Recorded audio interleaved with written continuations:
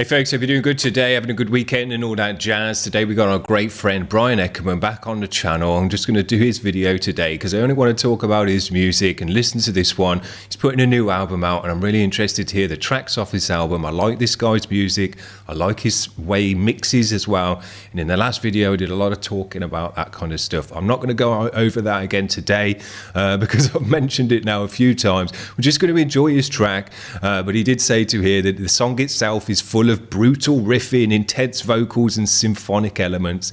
Very, very cool. It's one of the heaviest songs on the album. It's an unrelenting, pummeling riffs of harmonies, ending on an epic fury of blast beats, tremolo picking and symphonic orchestra elements. Well, that's all the right words as far as I'm concerned, so we're just going to get straight into this one. His new track is called The Devouring Sun. It's got an official lyric vid. Let's just enjoy it.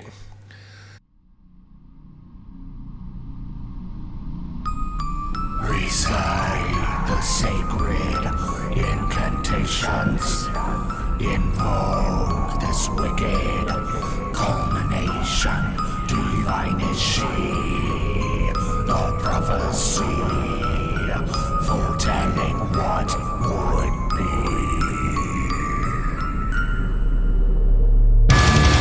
Recite the sacred incantations.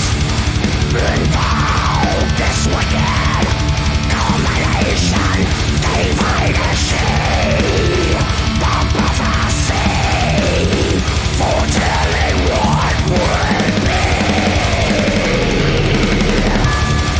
Recite Drums sound great. the mystic conjuration. Invoke this wretched vindication. Divine is she, monstrosity, enacted what will be.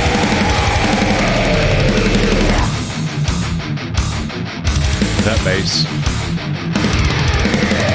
The power of the orb, time and space distorts.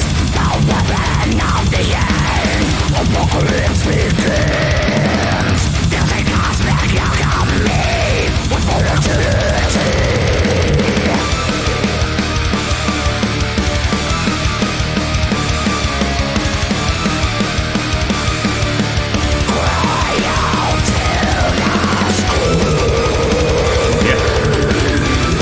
Nice fat wide mix.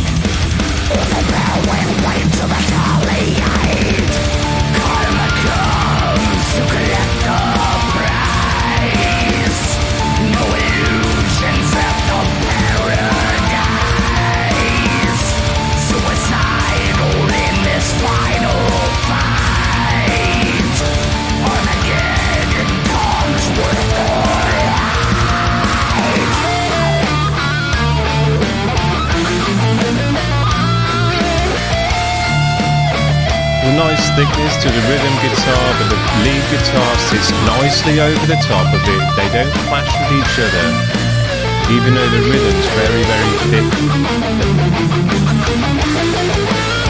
It's just a really well balanced mix that you get from this guy. Everything's got its own place. It's got a clarity to it. It just sounds right. Remember, this is a one-man band doing all of this himself. What an amazing job.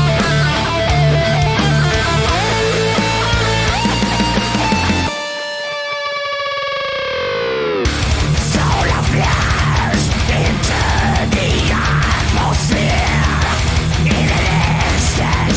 A great guitar tone. It's got a power to it, but it's also got a kind of scratchiness to it as well, which just sounds great. It's chunky, but not a low-end chunk. It's more the kind of grizzled chunk of it. It sounds great.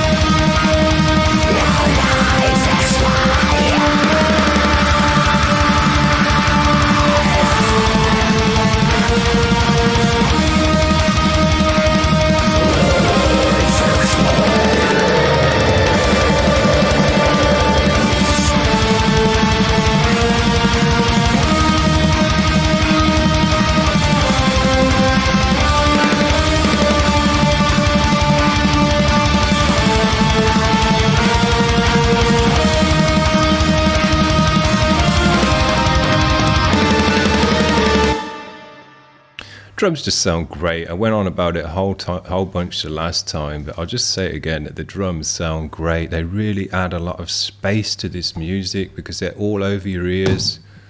You know, the cymbals are all over the place. The toms just roll straight across your ears in a three-dimensional way. Snare's got a nice pop and a slap to it as well.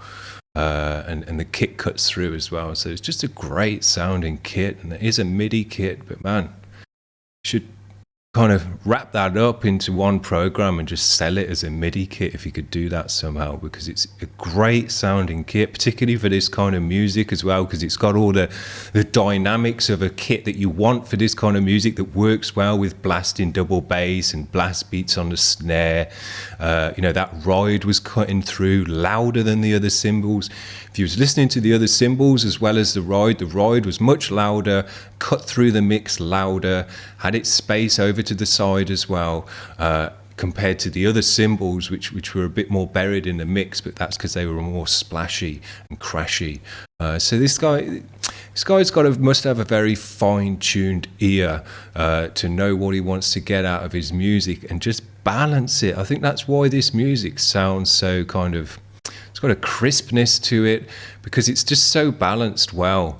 Nothing's really clashing with each other. It's all got its own space. And not only has it got its own space within the frequencies, it's got its own space within the 3D sound of the mix. I noticed that the lead guitars sounded like in the 3D space, they sound a bit higher than the rhythm guitar. The rhythm guitar is a bit lower and chunkier here, and then the rhythm sits on top of it. And all of that stuff just tells me he's really tweaking his mix within an inch of its life, but he's got it right. Sometimes when you put too many tweaks onto a mix, you go overboard. It's like painting a picture and you think, oh, I'll just add a little bird over here. Oh, I'll just add a bit of smoke to that chimney. I'll just do it. And before you know it, you've added too many little details and it's lost the whole kind of picture. You know, the whole picture doesn't come together. This guy's got lots of little details, but when you pull back, they all work together nicely. So yeah, very, very cool job. I was interested to check this track out today. I still want to hear the rest of the tracks on this album, but I'm pretty sure now that they're sounding right, sounding tight, and doing a good job. And I'm just really impressed. Again, this is from a one-man band. You know, I absolutely love one-man bands. And this is one of the most impressive one-man bands that I know about for this kind of music as well. You know, symphonic death metal bands can have 6 members. And they're all normally high-level musicians in this music as well.